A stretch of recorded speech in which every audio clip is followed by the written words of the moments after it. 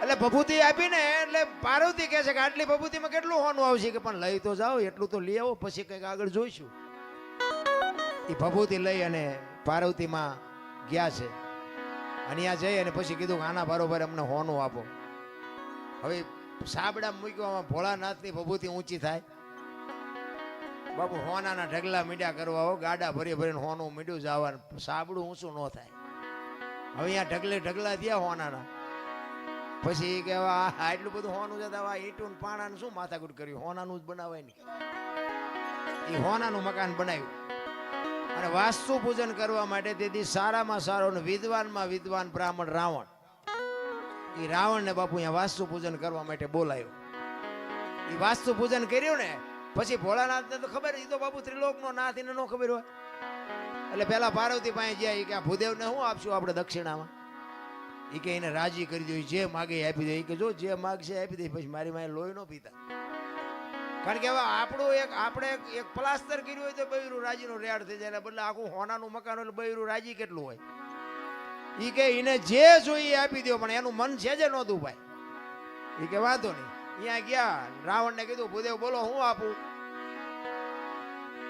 એ કે જે આપવું એ આપો ને. કે ના તમે માગો એ આજ આપવું છે. એ કે આવું મારે એક મકાન જોયું છે. ભોળાનાથ કે તથાસ્તુ. પાર્વતી પાસે આવ્યા. એ કે હાલો કે ચિંપા કે મહણિયામાં. એ કે કા, એ કે આ મેં બામણને આપી દીધું દક્ષિણામાં. એ કે હું કામ આપ્યું. એ કે કકળાટ ન કરશો, તમને પેલા પૂછીને ગયો તો કે માગે એ આપી દઈશ. અને પછી બાપુ પાર્વતી ગયા અહીંયા રાવણની પાસે, અને રાવણ પાસે જઈને બાપુ પાર્વતી કહે છે કે ભૂદેવ ભૂદેવ માંડ માંડ મકાન બનાવ્યું, તમે લઈ લીધું ને, લઈ લ્યો, પણ આ મકાન ને જો એક દી ભડકે ન બાળું તો હું શક્તિ નહીં લખવું, અહીંયા લખી લેજો. આ સીતાજીને બાપુ અહીંયા જવાનું જ હતું. નકર સીતાજીની બાપુ એની સામે દ્રષ્ટિ પડે ને તો રાવણની રાખ બાપુ આ ધરતી ઉપર ન પડે, રાખ ઉડી જાય. ઈ દીકરી હતી સીતાજીને. તમે શું માનો છો? એની તાકાત જ નથી કે રાવણ એની સામે દ્રષ્ટિ કરે. અને રાવણે બાપુ સીતાજીને ઉપાડ્યા ને તારે માં કહીને ઉપાડ્યા છે કે માં તું આવ્યો ને તો મારો બાપ આવે, અને ઈ મને મારે ને તો મને મુક્તિ મળે, અને અહીંયા આવે ને તો મારી લંકા પવિત્ર થાય. બાપુ રાવણ જેવો તેવો નહોતો. ચાર વેદ જેના મોઢે હોય, નવ ગ્રહ જેને ઢોલીએ બાંધ્યા હોય, પવન પાણી ભરે વાહ વાસીદું કરે, ગણે ગાયું ચારે, રવિ રસોઈ બનાવે, શિવ જેનો ભંડારી હોય, યમના દૂત બાપુ એને રજા લેવા આવવું પડે કે અમે એનો જીવ લેવા જઈએ છીએ. અને આ ધરતી ઉપર 14 ચોકડીનું રાજ કર્યું રાવણે. સતયુગ, દ્વાપર, ત્રેતા ને કળિયુગ, 4 યુગની એક ચોકડી થાય. 14 ચોકું ને 56 યુગ સુધી આ ધરતી ઉપર રાવણ રહ્યો છે એવું કહે છે સંતો. કેટલું એનું તપોબળ છે, કેટલો વિદ્વાન છે. અને રામ ને બાપુ ઠેઠ ત્યાં સુધી થકો થયો તો બાપુ એનું ભજન તો કઈ હશે ને. પણ આપણને છે ને કઈ આમાં સમજાતું જ નથી. આપણે મને તો એમ થાય કે ચારે બાજુ કથાયું વંચાય છે, ધૂનું બોલાય છે, ભજન થાય છે, માતાજીના માંડવા થાય ને, હવન થાય ને, પ્રતિષ્ઠાયું થાય ને, મંદિર થાય, તો બગાડ કાં નથી ઉભો રહેતો? વિચારવા જેવું તો છે ભલામણા. કઈ આપણા ગઢ આવું કઈ કરી જ નહોતા શકતા. તો આ ચોરી ને લોટપાટ ને મારી નાખવાને, તોડી નાખવાને, અત્યાચાર ને ગમે એની દીકરી ઉપાડી જાવી, આ બધું તમે જોવો તો ખરા કેટલું બધું અંધારું હેલું જાય. તો આ કથા એવું વંચાય છે ખોટું છે? એ કેમ કેવું ખોટું છે? હવે આમાં માણસના જીવનમાં જો ઉતરે નહીં આ વાત તો આ કથામાં ફાયદો કોને? મંડપ વાળાને, સાઉન્ડ વાળાને, સાજિંદાને, અમારા જેવા કલાકારને, રસોઈયો હોય એને, બાકી કોને ફાયદો? હવે તો આ 2-5 લાખ રૂપિયા 10 લાખ રૂપિયા આમાં નાખવા દેના કરતા પાદરા ગાયું ખડમાં દઈ દીધા હોય તો. ગામો ગામ કથા એવું વંચાય, ગામો ગામ. અમારે તો રોજ ફોન આવે કે અમારે પ્રોગ્રામ રાખો, અમારે રાખો.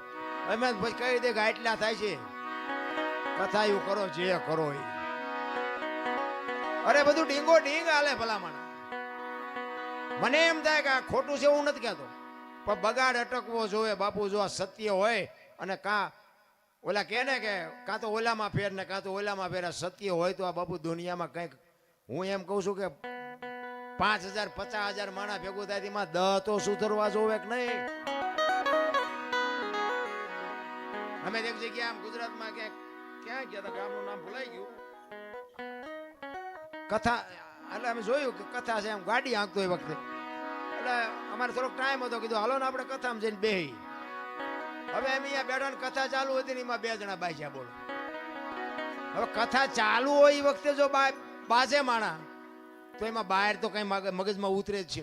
એમાં એકને દવાખાને લઈ જવો પડે. બોલો, હવે આમાં પતિ જો હોય તો કથાના માંડવાનું શું થાય, ઓલા વક્તાનું સાજિંદાનું શું થાય?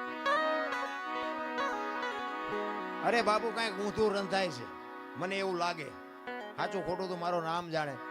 ખોટું છે એવું આપણે નથી કહેતા. રામ કથા ખોટી નથી, ભાગવત કથા ખોટી નથી, પણ આ અટકતું નથી. એટલે મને એમ થાય કે આનો કંઈક પાવર ઘટી ગયો હોય, ગમે એ થયું હોય.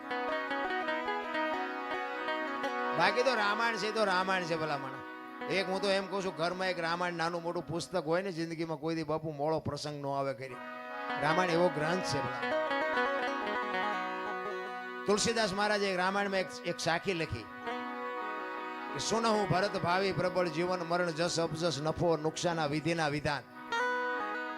જીવન મરણ જસ અપજસ નફો અને નુકસાના 6 વસ્તુ બાપુ હજી આજની તારીખમાં કોઈને ખબર નથી.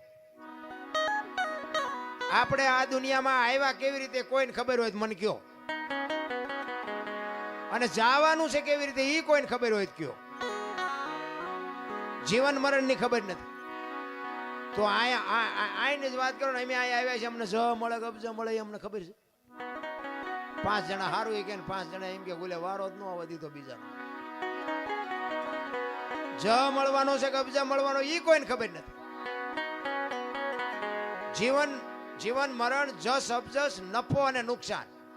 ગમે એ માણસ ધંધો કરે ને બધા નફા હાટું જ કરે છે, કોઈ નુકસાન હાટું નથી કરતું, પણ બધા નફો થતો જ નથી. આ 6 વસ્તુ કોઈના હાથમાં નથી. આ વશિષ્ઠ મહારાજે ભરતને કીધેલી. ક્યારે? રામચંદ્ર પરમાત્મા વનમાં ગયા ને ભરત મોસાળમાંથી આવ્યો ને એટલે ભરત રોવે છે. એટલે એ વખતે વશિષ્ઠ મહારાજ કહે છે, ભરત સુનહું ભરત ભાવી પ્રબળ જીવન મરણ જસ અપજસ નફો અને નુકસાન આ વિધિના વિધાન છે. હું વશિષ્ઠ જેવો મહારાજ હાજે મેં નક્કી કર્યું હતું કે સવારે રામને ગાદી ઉપર બેહાડવાના, અને 12 કલાકની એક રાત જઈને તો આખું ચકડું ફરી ગયું. હું કાંઈ ન કરી. આ વિધિના વિધાન છે. અને આવડી આજ સાખી તુલસીદાસે રામાયણમાં લખી, અને એમાં એનું વર્ણન કર્યું કે આમાં જીવન કોને મળ્યું, મરણ કોને મળ્યું, જ કોને મળ્યું, અબજ કોને મળ્યો, નફો કોને થયો, નુકસાન કોને થયું. રામાયણમાં ઈ કે નુકસાન કોને થયું અને નફો કોને થયો. તો નુકસાન બાપુ રામની માં કૌશલ્યા નથી. જુવાન જો દીકરો ને વહુ બે વનમાં જતા હોય તો માં માથે તેથી કેવી વીતી છે. નુકસાન થયું કૌશલ્યા ને નફો થયો સબરીને. બાપુ રામ ને અહીંયા જવું પડ્યું. કાંઈ લેવા દેવા નહીં. ભીલડીની દીકરી બાપુ, કોઈ વેદનું શાસ્ત્રનું માણાનું ગામનું કોઈ જ્ઞાન નહીં. રામને અહીંયા જવું પડ્યું. સબરીને બાપુ નફો થયો ને હગી જનેતાને નુકસાન થયું. તો કે જીવન કોને મળ્યું અને મૃત્યુ કોને મળ્યું? મૃત્યુ મળ્યું રાજા દશરથ ને. રામ જેવો દીકરો હોવા છતાંય બાપુ મૃત્યુને રોકી ન શક્યો.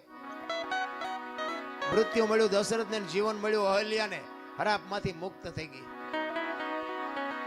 તો કે આમાં જ કોને મળ્યો ને અબજ કોને મળ્યો? અબજ મળ્યો કઈ કઈને, અને જ ખાટી ગયા વાંદરા. તેથી રામને કોઈ નો કામમાં આવ્યા, વાંદરા જ કામમાં આવ્યા. આખી અયોધ્યાને ખબર હતી. ક્યારે? લક્ષ્મણ મૂર્છિત થઈ ગયો ને હનુમાનજી મહારાજ જયારે સંજીવની લેવા ગયા અને લઈને આવતા હતા ને ભરત જોઈ ગયો. એ કે રાક્ષસ કોક પર્વત લઈને જાય છે, મારા ભાઈની વનમાં છે, અહીંયા નાખશે ને તો કંઈક નુકસાન કરશે, એટલે આને પાડું હેઠો. એ બાણ મારીને હનુમાનને હેઠા પાડ્યા ને એ વખતે હનુમાનજી આખી ડિટેલ આપી કે આવી પરિસ્થિતિ છે, લક્ષ્મણ રે એવું નથી, અને હું એની સંજીવની લેવા માટે જયો હતો, અને એટલા માટે આ તમે મને પાડ્યો. હવે દીવ ગયા પહેલા ન પગું, લક્ષ્મણની જોખમ થઈ જાય. આખી અયોધ્યાની વસ્તીને જાણ થઈ કે લક્ષ્મણની આ પરિસ્થિતિ છે, પણ જ્યાં નહીં કોઈ. ભરતે કીધું કે બાણ ઉપર બેસી જાઓ, હાલો હું તમને મોકલી દઉં. હનુમાનજીને કઈક પાવર હતો તો આ ભરતજીએ ઉતાર્યો. કારણ કે બાપુ વસ્તુ છે ને કઈક છે. રામાયણ છે તમને મને આ એક રસ્તો બતાવવા માટેનો ગ્રંથ. સીતાજી લક્ષ્મણ રેખા ઓળંગી ગયા અને હરણ થયું. મેં કીધું એમ સીતાજીનો બાપુ કોઈ એની માથે દ્રષ્ટિ ન કરી શકે, પણ આપણને આ માર્ગ બતાવ્યો છે કે જે બાપુ લક્ષ્મણ રેખા ઓળંગી જાય ને એનું આ દુનિયામાં હરણ જ થાય. લખવું હોય તો લખી લેજો. પછી બાપને હોય ને દીકરાને હોય ને માને હોય ને વહુને હોય ને દીકરીને હોય, મર્યાદા કોઈ મૂકી દે એટલે બાપુ હરણ જ થાય. રાવણ મરી ગયા હું માનતા નહીં, ગામો ગાયમ છે રાવણ. પણ જે મર્યાદા મૂકી દે એટલે આ દુનિયામાં હરણ જ થાય, બાકી વાતમાં કાંઈ છે. એક સબરીનો પ્રસંગ કહી પછી મારી વાણીને વિરામ. સબરી બાપુ હમણાં મેં ગુરુની શિષ્યની વાત કરી, મૂળદાસને હજી સાંભળવાના છે. મૂળદાસ બાપુની વાત લઈ લો હાલો ને, પછી સબરીને વાહે રાખો. મારે જોકે જ્યાં જઉં છું ને ત્યાં મને બે ત્રણ વખત બેહરી અને કાઢ લે શીખ, મારી પાસે શું કાઢવું. બધા સાંભળેલો જ છે મને, આમાં કઈ નવું તો કઈ છે નહીં. એટલે એ તો મને ખબર છે, નહીં બોલી કોઈ નહીં બોલાવે એ ખબર છે. પણ આ દેહને એક દી બાપુ દુનિયા દિવાળી જ મૂકવાની છે. બાકી એક દેહથી જો 5 આત્માને આનંદ આવતો હોય તો એમાં લડી લેવાય, એમાં કઈ સવાલ જ નથી. મારે લાગે હું એવો કોઈ મોટો કલાકાર નથી, પણ એવી ગુરુ મહારાજની, મારા માતા પિતાની, કંઈક તમારા ભાઈબંધ દોસ્તારોની કૃપાથી આ મારો દીકરો રહ્યો. પૂછો આના નંબર જ મેં આને આપ્યા, તારા નંબરથી વાત કરજે ને મને કોઈ બપોર હુવાય નહીં દે. દરરોજ 10, 15, 20 ફોન આવે, અમારે પ્રોગ્રામ કરો, તમે કયો એ પૈસા ના આવો ના આવો. કહેવાનો મતલબ કે કાંઈક ગુરુ મહારાજની કૃપાથી મળ્યું છે એટલે બોલાવે. મારા ગામમાં કેટલાય ડાયા માણા નહીં હોય મારા કરતા, પૈસાદાર છે, મારા કરતા રૂપાળા છે, આબરૂ વાળા છે, બધું છે, કોઈ નથી ફોન કરતું. એટલે એ ગુરુ મહારાજની કૃપા છે અને બધા સાંભળે છે એટલા માટે. પણ મારો કહેવાનો મતલબ એ છે કે જે આ મૂળદાસની વાત કરીને કોકનું ઝેર પીવે ને, કોકના હાથમાં. અમારે અહીંયા હમણાં વડનગરમાં એક પ્રોગ્રામ હતો ને, ઓલું માવઠું થયું હમણાં. હવે આના જેવો મારો પ્રેમી મને કે બાપુ મારા બાપુ વે ગયા છે ને મારે ભજન રાખવા છે. ખર્ચો કેટલો, નાનો માણસ બિચારો મજૂરી કરે. મેં કીધું ખર્ચ કાંઈ ન થાય, તારે ભજન રાખવું હોય ભજન થઈ જાય. પણ મને કે મને અંદાજ તો કયો. મેં કહ્યું એક નાળિયેર લઈ આવજે, બીજું કાંઈ કરવું નથી. અને આ મેં કહું ઉસ્તાદના ને બેનજાવાળાના મેં કહું અમે ભાઈબંધ દોસ્તાર 50 કાઢીને એમને આપી દેવું. એ કે ના એમ તો કે હું સાઉન્ડ બાઉન્ડ લાવીશ. એ મેં કહું તારે લાવવું લાવજે ને, આપણે સાઉન્ડ વગેરે ભજન થાય છે. અમે એ લઈ આવ્યો બિચારો, સાઉન્ડ લઈ આવ્યો. અને કુદરતને કરું ચતુરભાઈ અમે બે હતા ને, ચતુરભાઈ મેં કહું તમે ગણપતિ માંડો. એ ગણપતિનું બાબુ ભજન પૂરું ન થયું, વરસાદ મળ્યો ખાબકવા. હવે બજારમાં રાખેલું એ કાગળ ને બાગળ ને બધું સાઉન્ડ ઉપર રાખ્યું. હવે બે એવું જ છે નહીં. ઓલાનો ભાવ બિચારો અંદરથી એટલો બધો દુઃખી થયો કે મારે ભજન કરવા હતા મારા બાપા વાંહે, અને ભજન હવે વરસાદ નહીં કરવા દે. એટલે મેં કહ્યું તું મોળો પડીમાં, તારે ભજનનું જ કામ છે કે બીજું કંઈ કામ છે? પણ કે હવે આમાં મેં કીધું આ પણ તારી ઓરડી તો છે ને, પણ કે ઓરડી છે એમાં કે હમા એવું જ નથી કાંઈ. એ કે મારી પાસે મોટી શેટી પડી છે, મારી પાસે 8-8, 10 જણા. મેં કહું આપણે છીએ 10 જણા જ તે, પણ મને કે ઓલી શેટી કે અડધો રૂમ રોકી રાખે. મેં શેટીમાં તમે સડી જઈશું, તમે હેઠા બેસજો. એ કે પણ સાઉન્ડ ક્યાં રાખવું? મેં સાઉન્ડ જોતું જ નથી. અને ચતુરભાઈને તમારે પૂછવું હોય પૂછજો, વગર સાઉન્ડે બાપુ ભજને કર્યા ને થાળે કર્યો ને ધૂને કરીને પરભાતી કરીને ઊભા થયા. બાપુ એનું હયું એવું ટાઢું થયું ને કે બાપુ મને એમ હતું વરસાદ આવ્યો એવું ભજન નહીં થાય. કહેવાનો મારો મિનિંગ કે ભાવ છે, પ્રેમ છે, અને અમને આપ્યું એને જો પીરસીને તો અમારા જેવા નમાલાય કોણ કહેવાય ભલા. મારે માણાની કોઈ જરૂર ન હોય. મને તો એવા અધિકારી 5 બેઠા હોય ને એટલે મને એમ થાય શું અમને આપી દઉં. બાકી તો કોઈ બાપુ અમારે અહીંયા કોઈ કોથળા નથી નાખી જવાનું. પણ મારો કહેવાનો મિનિંગ એ છે કે આ કંઈક લેવા જેવું છે, આ કંઈક ખાવા જેવું છે. આમાંથી 2 જણાને મારી વાત ગળે ઉતરે ને એટલે મને એમ થાય કે મારી રાજ સુધરી છે, બસ બીજું કાંઈ છે નહીં. આમાં કોકના જીવનમાં બાપુ કોકના દુઃખમાં જો ભાગ પડાવી શકી ને તો જ મારો નાથ નોંધ કરે, બાકી એમનામ નથી થાય એવું. આ મૂળદાસ હાંજનું ટાણું વાયુનો કાંઠો ને બાપુ માળા કરતો હતો. અને એક જુવાન દીકરી કુએ પડવામાં આવી અને આમ કુવામાં ધોબકો મારવાની તૈયારી કરી અને બાપુ જોઈ ગયા. હળી કાઢીને બાવડું પકડી લીધું. હા બેટા શું કામ? એ કે બાપુ મને મરવા દો. એ કે પણ શું કામ મરવું છે? આ માણા જેવો અવતાર મળ્યો છે, મરવું છે શું કામ? એ કે બાપુ મારા જીવનમાં એક ભૂલ થઈ ગઈ છે, હું મોઢું નથી બતાવી શકું એવું. પણ કે છે હું આ કુવામાં પડીને બીજી ભૂલ કરવી છે? એ કે એમ નહીં, પણ એ કે હું કહી શકું એમ નથી, પણ કે શું વાત? એ કે બાપુ મારા પેટમાં બાળક છે ને, બાળકના બાપનું નામ લઈ શકું એમ નથી. લઉં ને તો જીવવા દે ને, પણ લઈ શકું એમ નથી. કારણ કે એવા મોટા માણા હોય તો બાપુ આવા જ કોકના ધંધે લગાડે ને. એટલે મૂળદાસ બાપુ એમ કે છે કે તારા પેટમાં બાળક છે એનો બાપનું નામ લે તો તને જીવવા દે. કે બાપુ તો જીવવા દે. અને તેથી આ ભારતનો સંત બાપુ એમ કહેતો હોય કે કાલ તો ને તારું બાળક જો બચી જતા હોય તો અમરેલીની બજારમાં જઈને કહી દેજે કે મારા પેટમાં બાળક છે, એનો બાપ મૂળદાસ છે, કહી દેજે જાય છે. આ તૈયારી આપણી? એ કે પણ બાપુ તમે જાણતા નથી, અમરેલી તમને મારશે. એ કે તું તારું બાળક બચી જતા હોય તો અમરેલી ભલે ને મને મારે. એ હવારમાં બાપુ ખબર પડી અને વાત બહાર પડી કે આ દીકરીના પેટમાં જે પાપ છે એ તો ઓલા મૂળદાસ બાપુનું.